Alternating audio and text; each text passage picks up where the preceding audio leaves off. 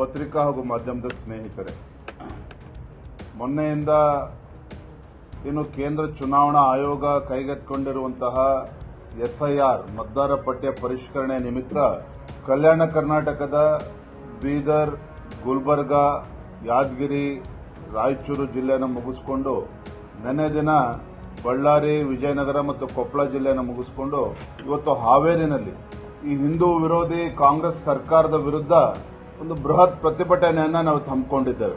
ತಾವೇ ನೋಡ್ತಾ ಇದ್ದೀರಿ, ಕಾಂಗ್ರೆಸ್ ಸರ್ಕಾರ ಅಧಿಕಾರಕ್ಕೆ ಬಂದಾಗಿನಿಂದಲೂ ಸಹ ಹಿಂದೂಗಳ ಮೇಲೆ ನಿರಂತರವಾಗಿ ದೌರ್ಜನ್ಯಗಳು ನಡೀತಾ ಇದೆ, ಕೊಲೆಗಳು ಆಗ್ತಾ ಇದ್ದಾವೆ.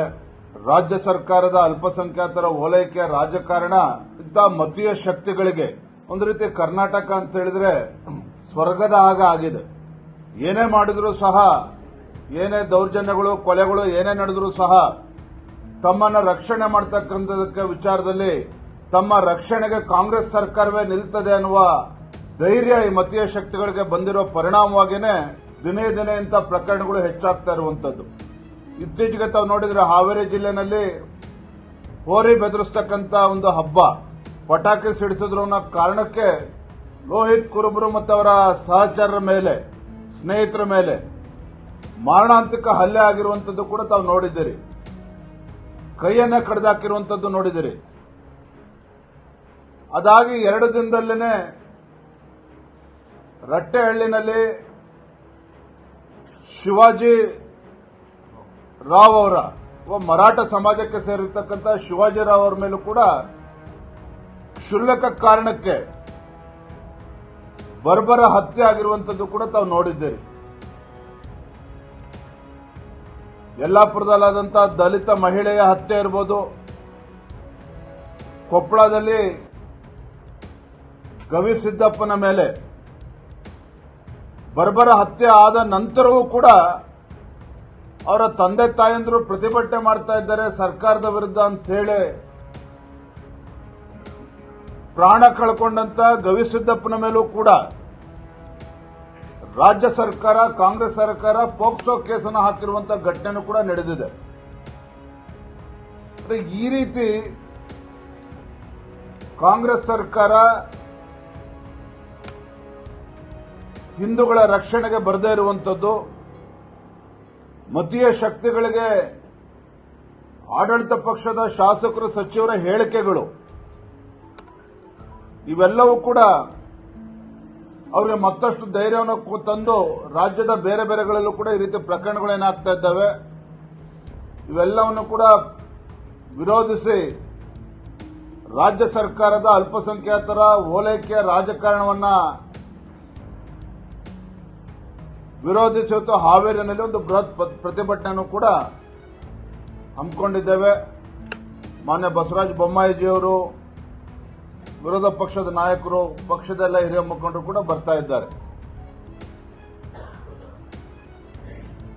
ಎಸ್ಐಆರ್ ಬಗ್ಗೆ ಎಲ್ಲ ರಾಜ್ಯದ ಎಲ್ಲ ವಿಧಾನಸಭಾ ಕ್ಷೇತ್ರಗಳಲ್ಲಿ ನಮ್ಮ ಕಾರ್ಯಕರ್ತರು ಒಂದು ರೀತಿ ಸವಾಲಾಗಿ ಸ್ವೀಕಾರ ಮಾಡಿದ್ದಾರೆ. ರಾಜ್ಯ ಸರ್ಕಾರದ ಷಡ್ಯಂತ್ರ, ಕುತಂತ್ರ ನಡುವೆನೂ ಕೂಡ ನಮ್ಮ ಕಾರ್ಯಕರ್ತರು ಹಗಲು ರಾತ್ರಿ ಈ ಮತದಾರ ಪಟ್ಟಿಯ ಪರಿಷ್ಕರಣೆಯಲ್ಲಿ ನಿರತರಾಗಿದ್ದಾರೆ. ಇದರ ಮಧ್ಯೆ ರಾಜ್ಯ ಸರ್ಕಾರ ಅಕ್ರಮ ವಲಸಿಗರಿಗೆ ಪರ್ಮನೆಂಟ್ ರೆಸಿಡೆಂಟ್ ಸರ್ಟಿಫಿಕೇಟ್ ಕೊಡೋದಕ್ಕೆ ಮುಂದಾಗಿರುವಂತದ್ದು ಕೂಡ ಖಂಡನಾರ್ಹ. ನಿನ್ನೆ ರಾಜ್ಯಪಾಲರನ್ನ ನಮ್ಮ ಎಲ್ಲ ಪಕ್ಷದ ಹಿರಿಯರು ಭೇಟಿ ಮಾಡಿ ಅಲ್ಲಿ ನಮ್ಮ ಮನವಿಯನ್ನು ಕೂಡ ರಾಜ್ಯಪಾಲರ ಮುಖೇನ ಸಲ್ಲಿಸಿದ್ದೇವೆ. ಇದೆಲ್ಲದರ ನಡುವೆ ಈ ಕಾಂಗ್ರೆಸ್ ಸರ್ಕಾರಕ್ಕೆ ರಾಜ್ಯದ ರೈತರ ಬಗ್ಗೆ ಒಂದು ರೀತಿ ಅಸಡ್ಡೆ.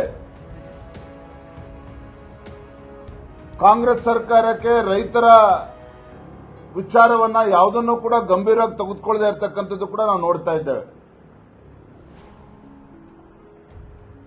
ಇದೇ ತುಂಗಭದ್ರಾ, ಹೊಸಪೇಟೆನಲ್ಲಿರ್ತಕ್ಕಂಥ ತುಂಗಭದ್ರಾ ಜಲಾಶಯ ವಿಚಾರದಲ್ಲಿ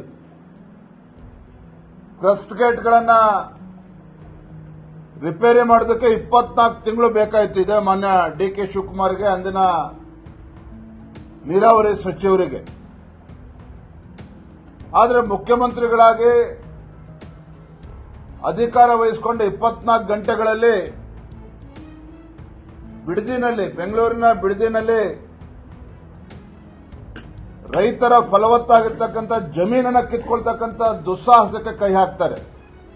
if you like this video ಬೇಗ ಲೈಕ್ ಮಾಡಿ, ಕಾಮೆಂಟ್ ಮಾಡಿ, ಶೇರ್ ಮಾಡಿ ಹಾಗೂ ಯೋಯೋ ಟಿವಿ ಕನ್ನಡವನ್ನು ಸಬ್ಸ್ಕ್ರೈಬ್ ಮಾಡಿ.